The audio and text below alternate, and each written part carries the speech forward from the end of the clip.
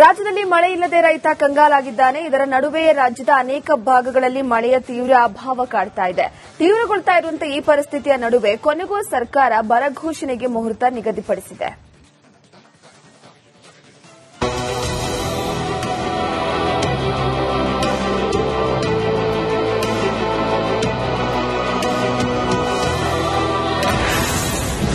ಶೀಘ್ರದಲ್ಲೇ ರಾಜ್ಯದಲ್ಲಿ ಬರ ಘೋಷಣೆ.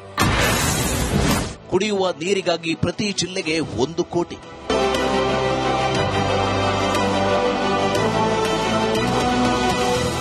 ಭೀಕರ ಬರಗಾಲದಿಂದ ರಾಜ್ಯದ ಅನ್ನದಾತ ಅಕ್ಷರಶಃ ಕಂಗಾಲಾಗಿದ್ದಾನೆ.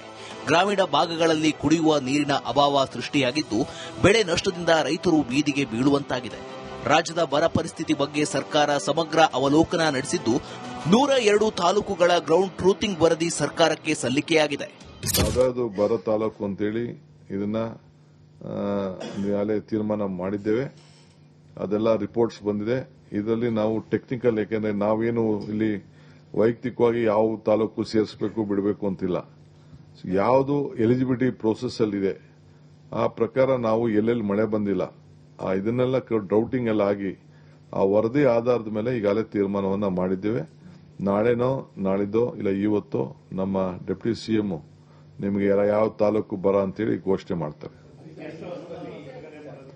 ಈಗಾಗಲೇ ನಾನು ಒಂದೊಂದು ಕ್ಷೇತ್ರಕ್ಕೆ ಕುಡಿಯೋ ನೀರಿಗೋಸ್ಕರ 1 ಕೋಟಿ ಬಿಡುಗಡೆ ಮಾಡಿದ್ದೇನೆ.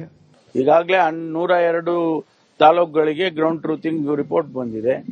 ಈಗ ಮುಂದಿನ ಸಂಪುಟದಲ್ಲಿ ಇಟ್ಕೊಂಡು ಅದನ್ನ ಅನೌನ್ಸ್ ಮಾಡ್ತೀವಿ. ಆಮೇಲೆ ಪ್ರತಿ ವಾರನೂ ರಿವ್ಯೂ ಮಾಡ್ತೀವಿ. ವಾರ 10 ದಿವಸಕ್ಕೆ ಒಂದ್ಸರಿ ರಿವ್ಯೂ ಮಾಡ್ತೀವಿ. ಇನ್ನಷ್ಟು ತಾಲೂಕುಗಳು ಆ ಪ್ಯಾರಾಮೀಟರ್ಸ್ಗೆ ಬರಬೇಕು. ಕೇಂದ್ರ ಸರ್ಕಾರದ ಪ್ಯಾರಾಮೀಟರ್ಸ್ ಏನ್ ಮಾಡಿದ್ದಾರೆ ಬರ ಘೋಷಣೆ ಮಾಡೋದಕ್ಕೆ, ಅದಕ್ಕೆ ಬಂದಾಗೆಲ್ಲ ಮಾಡ್ತೀವಿ. ಇದೇ ವೇಳೆ ಶಾಸನಸಭೆಯಲ್ಲಿ ಬರ ಪರಿಸ್ಥಿತಿ ಚರ್ಚಿಸಿದ ವಿರೋಧ ಪಕ್ಷಗಳ ವಿರುದ್ಧ ಡಿಸಿಎಂ ಪರಮೇಶ್ವರ್ ತೀವ್ರ ವಾಗ್ದಾಳಿ ನಡೆಸಿದರು. ಅಭಾವ ಪರಿಸ್ಥಿತಿ ವೀಕ್ಷಣೆಗೆ ಬಿಜೆಪಿಯವರು ತಂಡಗಳನ್ನ ಮಾಡಿಕೊಂಡು ಹೋಗಿದ್ದರು. ಈ ಬಗ್ಗೆ ಸದನದಲ್ಲಿ ಯಾವುದೇ ಚರ್ಚೆ ನಡೆಸಿಲ್ಲ. ಸರ್ಕಾರಕ್ಕಾಗಲಿ ಮುಖ್ಯಮಂತ್ರಿಗಳಿಗಾಗಲಿ ಅಥವಾ ಕಂದಾಯ ಸಚಿವರಿಗಾಗಲಿ ಯಾವುದೇ ವರದಿ ಸಲ್ಲಿಕೆ ಮಾಡಿಲ್ಲ ಎಂದರು. ಬರ ಇವತ್ತು ಅವರೇ ಹೋಗಿದ್ರು. ಬರ ನೋಡೋದಕ್ಕೆ ಅವರು ತಂಡಗಳನ್ನು ರಚನೆ ಮಾಡಿ ಅವರು ಕೂಡ ಹೋಗಿದ್ರು. ತಗೊಂಡ್ ಬಂದು ಏನ್ ಮಾಡಿದ್ರು?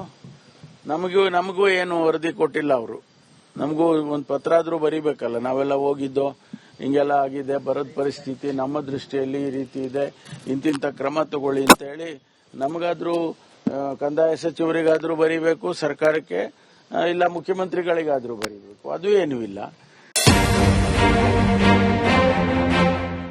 ರಾಜ್ಯದಲ್ಲಿ ಕುಡಿಯುವ ನೀರಿನ ಸಮಸ್ಯೆ ಇದೆ. ರೈತರಿಗೆ ಬೆಳೆ ನಷ್ಟವಾಗಿದೆ. ವಿರೋಧ ಪಕ್ಷದವರು ಈ ಬಗ್ಗೆ ಚರ್ಚೆಗಳನ್ನ ಮಾಡಿ ಸಲಹೆಗಳನ್ನ ಕೊಡಬೇಕಿತ್ತು.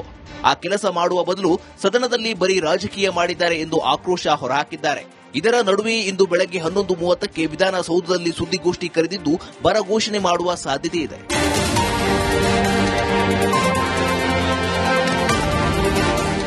ಬರದಿಂದ ಕಂಗಾಲಾಗಿರುವ ಅನ್ನದಾತನಿಗೆ ಸ್ವಲ್ಪ ರಿಲೀಫ್ ಸಿಗುವ ಸಾಧ್ಯತೆ ಇದ್ದು, ಯಾವ ಬೆಳೆಗೆ ಎಷ್ಟು ಪರಿಹಾರ, ಯಾವ್ಯಾವ ತಾಲೂಕುಗಳು ಬರಪೀಡಿತ ಎಂದು ಘೋಷಣೆ ಆಗುತ್ತದೆ ಅಂತ ಕಾದು ನೋಡಬೇಕಿದೆ.